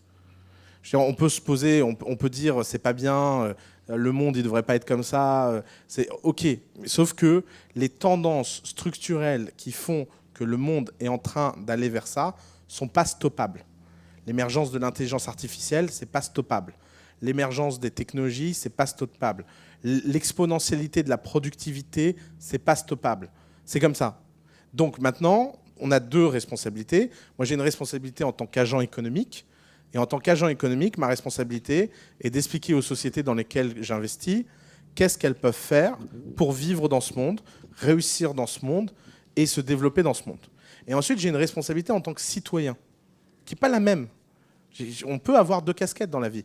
Et ma responsabilité en tant que citoyen, c'est de se dire qu'est-ce qu'on va faire avec le côté humain, le caractère humain. Et moi, je pense que les réponses ne viendront pas de autre chose que plus d'éducation, plus d'efforts et plus de confiance. Souvent, j'entends très très souvent la réaction de dire oui, mais les gens, tout le monde ne peut pas s'adapter, tout le monde ne peut pas réussir. Alors moi, je réponds toujours deux choses, une histoire très personnelle. Ma maman a appris à lire et écrire, elle avait 52 ans. Et ma mère, elle en a 67 aujourd'hui, et elle est sur WhatsApp, et elle me casse les pieds toute la journée sur Facebook. Donc, si ça c'est possible, beaucoup de choses sont possibles. Alors, est-ce que ça veut dire que 100% des gens vont vivre la transition? Non. Peut-être on sera une génération où il y aura 3% d'exclus, 5% d'exclus, 10% d'exclus, 20% d'exclus. Mais en tout cas, on ne pourra pas savoir quel est ce pourcentage tant qu'on n'aura pas fait confiance aux gens au maximum en leur donnant les infrastructures pour pouvoir s'adapter à ce nouveau monde. Et la deuxième chose, c'est que quand bien même il y aurait des exclus, quand bien même des gens vont ne pas être adaptés à ce nouveau monde, il faudra réfléchir aux structures sociales qui font en sorte qu'ils ne perdront pas leur dignité. Regardez le débat qu'il y a dans la Silicon Valley sur le revenu de base universel. Regardez le débat qu'il y a sur l'impôt négatif au Canada. Regardez le débat qu'il y a même en Suisse avec le référendum sur le minimum, le salaire minimum, etc. Les gens sont pas fous, ils le voient bien, cette réalité. Mais cette réalité viendra du fait qu'on inventera la protection sociale de ce nouveau monde. Elle ne viendra pas du fait qu'on aura adapté ce nouveau monde à la protection sociale d'avant. Bonjour, Sophie Jalabert, Generali. Moi, j'ai une question. Si on vous entend bien, est-ce que ça veut dire que vous êtes dubitatif quant à une transformation de l'intérieur des entreprises, notamment pour des entreprises qui reposent sur des modèles anciens, des métiers très techniques Alors, voilà. Comme le métier de l'assurance, par exemple. Par exemple. Alors oui, je suis très dubitatif puisque historiquement, l'intérieur, le changement vient jamais de l'intérieur. Donc si cette fois-là, si dans cette révolution, le changement viendrait de l'intérieur, ça voudrait dire qu'il y aurait une innovation historique. Voilà, je sais pas. Moi, j'ai tendance à beaucoup faire confiance au raisonnement empirique. Je me dis que si quelque chose n'a jamais eu lieu, c'est que quelque chose n'aura jamais lieu. Ça peut paraître bizarre pour quelqu'un qui est dans l'innovation, mais pourtant, c'est ce qui se passe. L'innovation, c'est très, très rarement un changement de paradigme. Les forces qui sous-entendent l'organisation de la société sont toujours et toujours les mêmes. Vous savez, en France, on a créé le Collège de France parce qu'on n'arrivait pas à réformer l'université. On est sous François Ier. Les Romains n'ont jamais réussi à vivre l'intégration barbare et se sont écroulés sur eux-mêmes. Vous savez, on apprend à l'école 476, invasion de Rome. Ce qu'on ne précise jamais à aucun enfant à l'école, c'est que Rome était vide à ce moment-là. Il ne faut pas l'oublier. Rome ne s'est pas écroulé parce que les barbares ont attaqué. Rome s'est écroulé parce que leur corruption était telle qu'ils se sont écroulés de l'intérieur. Ils sont tous, les quelques rares de l'élite se sont barrés à Constantinople. Ils ont vécu l'Empire romain d'Orient, qui est un empire extérieur, et l'Empire romain d'Occident s'est écroulé sur lui-même, non pas parce que les barbares ont attaqué, mais tout simplement parce qu'il n'y avait plus personne pour se défendre face aux barbares. Et puis ces barbares, d'ailleurs, ont développé l'Empire franc, Francrache, etc. Donc moi, ce que je vois, c'est que, et j'ai pas de boule de cristal, mais à chaque fois qu'il y a une opportunité de transformation en interne, étant donné qu'il y a un coup de cannibalisation, d'un seul coup, l'ensemble des énergies s'arrête. Je veux dire, le problème prenons le secteur de l'assurance. Il est où le problème de l'assurance? Le problème de l'assurance, c'est que si vous regardez à peu près toutes les assurtech qui sont créées aujourd'hui, elles reposent sur une hypothèse cachée, c'est que les gens n'aiment pas leur assureur. C'est ça. Je veux dire, comment on rattrape 25 ans de désalliance? Alors, on peut faire des campagnes de com, on peut dire que ça a changé, etc. Il n'empêche, les gens, ils sont rancuniers, les gens, ils sont comme ça. On est encore dans la notion de care. Et ouais, exactement. Et donc, c'est très, très dur pour un assureur de montrer patte blanche. Maintenant, est-ce que les assureurs vont disparaître? Je ne pense pas. Parce que je ne vois pas quelle assurtech va pas se faire racheter par un assureur. C'est juste que je pense que ça viendra de l'extérieur, que ce sera absorbé, que ça se transformera, que peut-être que les marques survivront, mais ce qui est sûr, c'est que cette transformation passera toujours par de l'acquisition externe. Le fait qu'un projet en interne permette de changer une organisation sociale alors que le changement n'est pas naturel, je trouve ça trop dur. Pour être honnête, je pense, moi si j'étais patron d'une boîte, je me poserais la question de comment gérer ma résilience et je me poserais la question de comment gérer au maximum ma résilience tout en préparant dehors ma propre disruption. Je pense que c'est ce double mouvement qui crée l'excellence. Un bon exemple de ça, par exemple, c'est Amazon, qui est en train de devenir une entreprise traditionnelle. Amazon gère une résilience incroyable dans le e-commerce et fait tout pour se disrupter lui-même dehors. Et cette double tension fait que Amazon a l'air d'avancer à pas de géant. Ils le font sous la même marque qu'Amazon, mais en fait, c'est pas la même entreprise.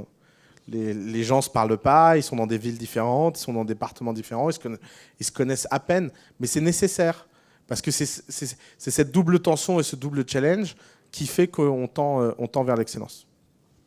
Intéressant l'idée d'élargir le territoire de marque, toujours avec l'expérience client, ce que vous évoquiez à l'instant.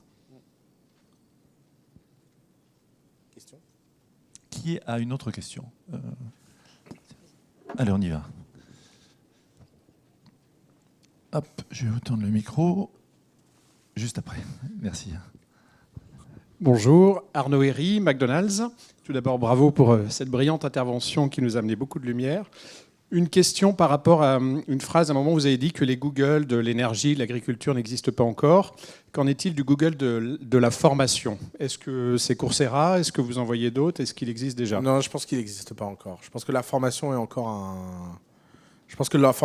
un champ vierge. C'est un champ qui est dans une situation assez paradoxale. C'est que les utilisateurs... Il existe une élite d'utilisateurs qui est en avance sur le marché. Il existe une majorité d'utilisateurs jet-lagués qui ne comprennent pas très bien ce qui se passe. L'offre et la demande ne se rencontrent plus parfaitement. Donc, il y a un problème. Et alors, comme toutes les activités réglementées, subventionnées et soutenues, il y a eu beaucoup de monopoles indus. Il y a eu beaucoup de gens qui ont fait beaucoup d'argent dans la formation en formant personne, mais juste en faisant semblant d'en former. Ça faisait partie du jeu, les CIF, les DIF, les KIF, là, tous les produits ménagers. Là. Donc, résultat, ça a créé un désalignement. Mais pour moi, je pense que Coursera, par exemple, alors je connais très bien les fondateurs de Coursera, ça les énerve beaucoup quand je dis ça, mais moi je les trouve super décevants.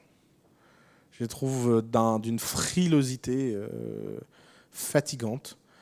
Ils avaient une opportunité en or pour devenir le Google de la formation, ils ne l'ont pas fait. Et ils ne l'ont pas fait parce qu'ils ont eu peur. Et ils ont eu peur, ils voulaient gagner de l'argent, ils voulaient monétiser, ils voulaient pas être à la hauteur de ce que les utilisateurs projetaient en eux. LinkedIn a racheté, je ne sais plus comment ça s'appelle, comment ? C'est fait racheter. Voilà. Donc voilà. Et puis maintenant, c'est fait racheter. Alors bon, maintenant, tout ça est sous Microsoft. Moi, j'ai vu hier en live mes copains qui travaillent chez LinkedIn enlever qui travaillent chez LinkedIn pour pas que leurs copains puissent se moquer d'eux et dire « Ah, tu travailles chez Microsoft ». On va voir, hein. Je suis pas prophète, hein. Je sais pas où va mener le rachat de LinkedIn par... Mais pareil, c'est décevant. Pourquoi LinkedIn a vendu? Enfin, c'est une honte. C'est vraiment un jetage d'éponge terrible, quoi. Et puis sérieusement, pour l'argent, enfin, que vous ayez 1 ou 26 milliards, ça change rien dans votre vie, hein. Les fondateurs de LinkedIn n'avaient pas besoin d'argent, ils savent même pas quoi en faire de leur argent. Donc non, ils ont vendu parce qu'ils ont vraiment jeté l'éponge, que le produit il est nul, que personne l'utilise, qu'ils ont perdu face à Facebook. De toute façon, la vérité, c'est que LinkedIn, c'est très bien pourquoi ils ont perdu. LinkedIn, c'est pas LinkedIn, hein, c'est Facebook aujourd'hui. Hein. Facebook est devenu un réseau social professionnel. Hein. Si vous regardez dans vos entourages sur Facebook, plus personne ne partage de contenu personnel sur Facebook. Donc c'est devenu une plateforme, professionnelle. Donc non, j'ai l'impression qu'il y a tout à faire. Et alors, pour répondre plus précisément à votre question, je pense que quelqu'un va venir avec un modèle hybride. Je pense que le gros problème aujourd'hui dans l'information, c'est que d'un côté, il y a le monde du présentiel qui ne maîtrise pas le en ligne. De l'autre côté, il y a le monde du en ligne qui ne maîtrise pas le présentiel. Et que la formation, depuis l'origine, passe par un présentiel extraordinaire. Les plus grandes institutions éducatives du monde sont avant tout des campus. Je veux dire, vous allez à Stanford, à Harvard ou à Yale, ou même avant quand on avait un quartier latin à Paris, ou la Sorbonne sur la montagne Sainte-Geneviève, ou l'université de Bologne, ou l'université de Pise, ou même le Max Planck Institute. Toutes ces institutions-là sont avant tout des lieux de vie. Et je pense que l'avenir... D'ailleurs, moi je pense que si quelqu'un va bouleverser le monde de la formation, il viendra du monde de l'hospitalité. Nous, on est très très intéressés de voir... on a essayé pendant 1 an de convaincre un concierge d'un grand hôtel de fonder une boîte de formation. Mais j'y crois beaucoup à ça. Je crois beaucoup que quelqu'un à un moment va dire, OK, étant donné que les contenus sont une commodité, étant donné que le savoir, c'est plus ce qui compte dans la formation, puisque à peu près tout est disponible partout et que tout peut être retraité, reprocessé. Je veux dire, vous voulez ouvrir une université avec tous les savoirs du monde, ça prend 1 an. Hein. Il n'y a pas un challenge énorme. Mais il y a une magie qui n'est pas encore maîtrisée, quoi. Il y a quelque chose que les gens ne captent pas. Et une dernière question, monsieur ? Oui, donc Louis Pierre Guillaume, Schneider Electric, Knowledge Management Officer et intrapreneur, un de ceux qui essayent de survivre. Aussi pour l'innovation, parce que vous avez dit effectivement qu'une grosse boîte innove peu, même ne peut pas innover. Nous, on voit notre grosse boîte rachète des petites boîtes en espérant que ça va mettre de l'ADN d'innovation, mais ça la tue, parce que si on met la petite boîte dans la grosse boîte avec les process, ça ne marche pas. Et votre concept d'aller un peu plus loin de alliance avec la start-up, c'est pas je la prends, mais c'est je lui donne l'accès à mon information, mon savoir, pour qu'elle puisse aller au-delà. Regardez, je pense que l'exemple qui est devant nos yeux et qui montre qu'il y a une génération qui a compris ça, c'est Facebook. Regardez Facebook. Facebook, ça a été créé en 2006, je crois. Oui, c'est ça, c'est leurs 10 ans cette année, donc 2006. Peut-être 2004, c'est peut-être leurs 12 ans. Donc, ça a été créé il y a 10-11 ans. Donc, c'est quoi Facebook ? C'est d'abord un réseau social pour l'université, puis un réseau social pour les écoles, puis le réseau social de tout le monde, puis la première plateforme à atteindre 1 milliard d'utilisateurs. Okay ? Là, vous vous dites, ce serait une entreprise traditionnelle, il se serait dit, ça y est, on est fait. Vous êtes Facebook et vous voyez WhatsApp, vous voyez Instagram, vous voyez Messenger, vous voyez tout ce qui fait que c'est une propre menace à vous-même. Qu'est-ce que vous faites ? WhatsApp, vous payez 19 milliards, 10% de votre capitalisation pour une boîte de 32 salariés. Et quand même pas 1/10 de vos utilisateurs. Et une fois que vous l'avez acheté, vous faites quoi ? Vous la laissez dehors, vous laissez le patron en place, vous faites venir le patron dans votre board et vous lui dites « explique-moi ce qu'on a raté ». Et ça donne Messenger. Vous voyez, c'est la différence entre prendre au sérieux le talent et pas le prendre au sérieux. Quel est le problème des grands groupes qui font du M&A ? D'abord, c'est que la moitié des transactions sont faites pour des raisons de com. Donc quand on rachète pour des raisons de com, on n'y croit pas vraiment. On peut se raconter ce qu'on veut, mais on n'y croit pas. La deuxième chose, c'est que quand ce n'est pas pour des raisons de com, on ne veut pas payer. Je veux dire, nous on le voit dans les discussions. Pourquoi toutes les offres américaines sont toujours au point de départ 3 fois le prix d'une offre européenne ? Pourquoi ? Qu'est-ce qui se passe ? Les types ne savent pas compter là-bas ? Ils ne savent pas faire de business ? Ils sont nuls, ils ne savent pas faire de profit ? Mais non, c'est une blague. C'est juste qu'ils ont, ils ont un rapport à l'argent qui est un rapport où argent égale talent, alors qu'en France, on dirait « Ah bah quand même, on ne va pas te rendre riche, on préfère essayer d'avoir ta boîte au meilleur prix ». Et ben, cette différence de base fait que quand on rachète des boîtes, bien sûr qu'on les tue. On ne les tue pas parce qu'elles sont petites, on les tue parce qu'on ne les respecte pas. C'est différent. C'est pas parce qu'un gros rachète un petit. Facebook, ils ont acheté 32 personnes chez WhatsApp, mais ils les ont mis sur un piédestal. Ce qui fait que ces gens-là sont devenus un exemple pour les 7000 salariés de Facebook. Et il est là le sujet. Moi, j'attends le moment où un grand groupe va dire « Ok, on a perdu telle bataille sur tel sujet, on a racheté le leader, on le met sur un piédestal, on les laisse indépendants, on leur donne les moyens et on met leur patron au sein des seins de notre COMEX pour voir comment avancer. » Le jour où un grand groupe européen fera ça, ça veut dire qu'il est en avance de phase et qu'il veut conquérir son marché. En attendant, la seule chose qu'ils font, c'est de la com, ça, parce qu'ils ne les prennent pas au sérieux, ils ne comprennent rien. Je veux dire, d'ailleurs, il n'y a rien de pire aujourd'hui qu'un patron du CAC 40 qui est fasciné par le numérique. C'est pas, ça donne ce que ça donne en ce moment dans plein d'entreprises où on confond cause et conséquence. Et donc, on est persuadé que sous prétexte qu'on a fait un communiqué de presse, une conf, un hackathon, tout ça c'est grand sujet, qu'on a mis des types qui ont mangé des pizzas. Attendez, nous, à The Family, on n'a jamais mangé de pizza. Hein. Enfin, moi, je plains les pauvres entrepreneurs de la vallée à bouffer de la pizza toute la journée. Je veux dire, nous, on mange bien, The Family. On ne s'est pas dit que pour innover, il fallait manger de la pizza. Oui, il est là, en fait, le sujet de fond. C'est qu'il va falloir prendre nos responsabilités collectivement et ces groupes vont devoir prendre. Et il y en a qui commencent. Hein. Je ne dis pas, encore une fois, il n'y a pas besoin que la majorité, se transforme pour qu'une minorité ne gagne pas, quoi. Et nous, on a dévoré vos propos. Je vous demande de l'applaudir. Oussama Ammar, merci beaucoup.